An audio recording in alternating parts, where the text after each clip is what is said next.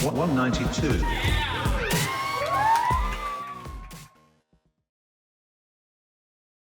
They'll purchase it off my website. Some people message me and ask beforehand and then pay for the custom. And once they've paid, I'll say, okay, well, you can pick the ply colors, the woods, the graphic, the shape, and which mold you want. And anything special you want, wheel wells, or they can tell me the details of whatever they want. Even if it's something they think, oh, well, this might be hard to make, or I don't know if you can make this, just tell me and I can do it. I can do it.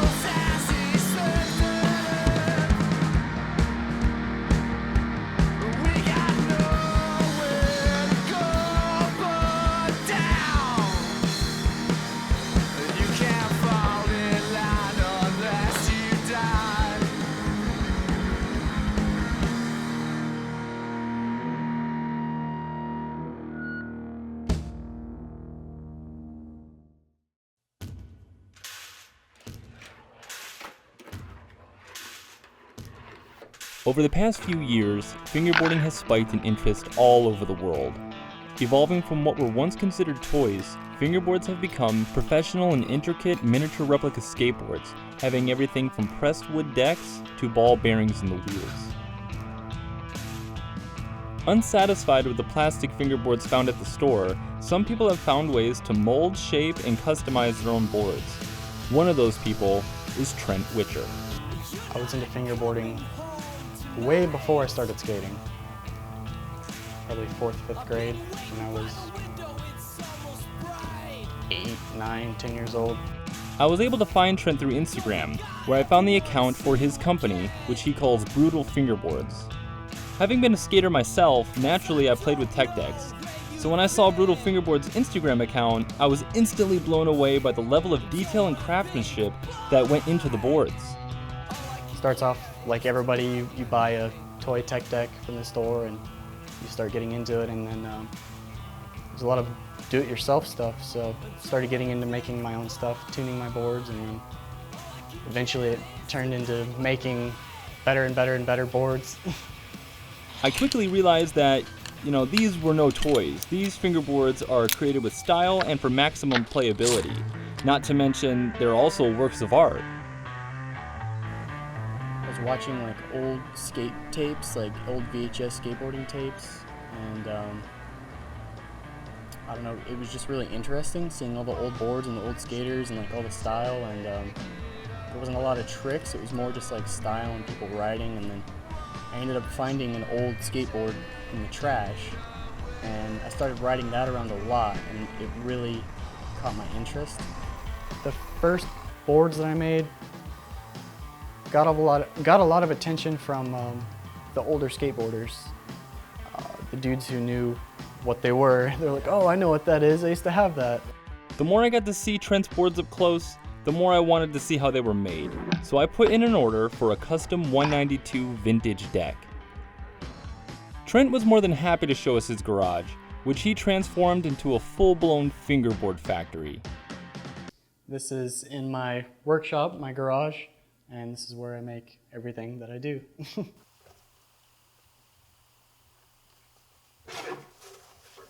Starts off with veneer, which is just wood sliced really thin, and it's mostly maple, same used in skateboards, same type of wood, and then it's sliced up into the proper ply sizes to put in the mold, and it's dyed, and that takes a couple days to dye it, and then it's taken out of the dye, dried, and then you put glue between the plies and press it in the mold. It sets in the mold for at least 24 hours, and then it's taken out of the mold.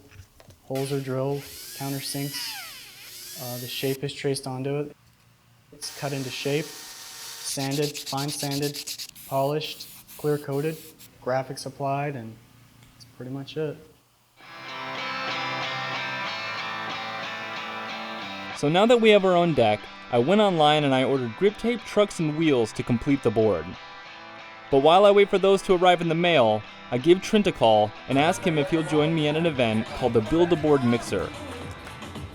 This boozy charity event calls for skateboard enthusiasts to come together and race to build a complete skateboard, with each final board being donated to kids who are unable to afford their own.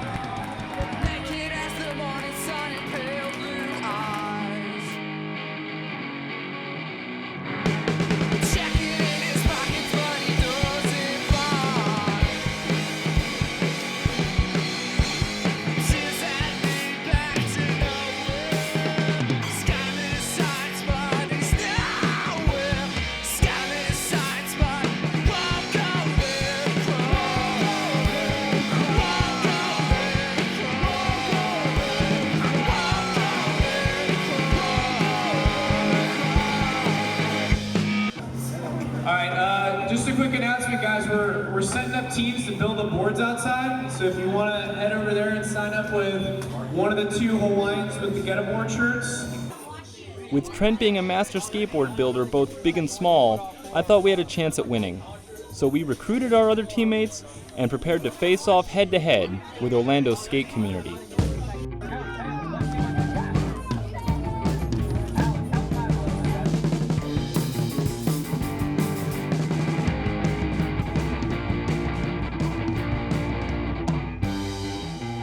All right, looking good, looking good, looking good. They're all spinning. Truck out here. Woo!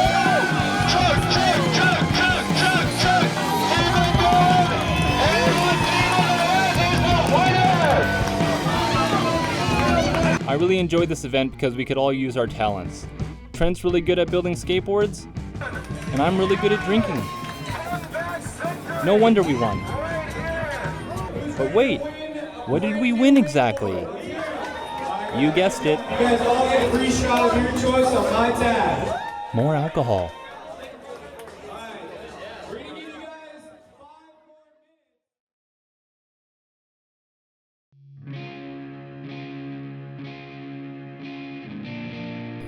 So after a few days of waiting, this morning I finally received the rest of the parts to complete our board. So, Kidden and I present to you the first ever 192 vintage fingerboard. And what's really exciting about this board is Trent did a really good job on this. I think this is one of the coolest things I've ever seen. I don't know about you guys, but I'm ready to skate this.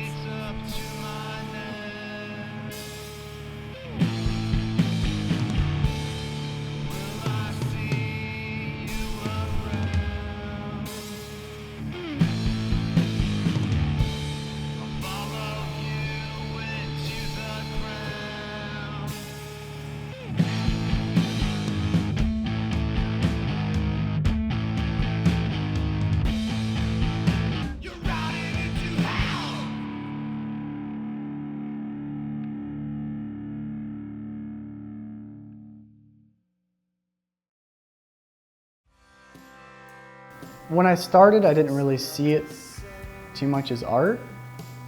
And then this past year, I realized that, I really realized that it is an art, and I'm just trying to go in that direction more too. Having the chance to meet Trent and being able to watch him work has really shown me that fingerboarding is leveling up to become a serious and lucrative profession. Just like how skateboards have shaken their kids' toy origins, fingerboarding is appearing on that level as well, and has even become an art form. I can only see fingerboarding growing into something bigger, a collective subculture that will not only attract skaters, but others like Trent, people who are craftsmen and artists. Just like how Trent uses his skills as a financial and artistic outlet, others will come along and put their visions on the board, literally and figuratively.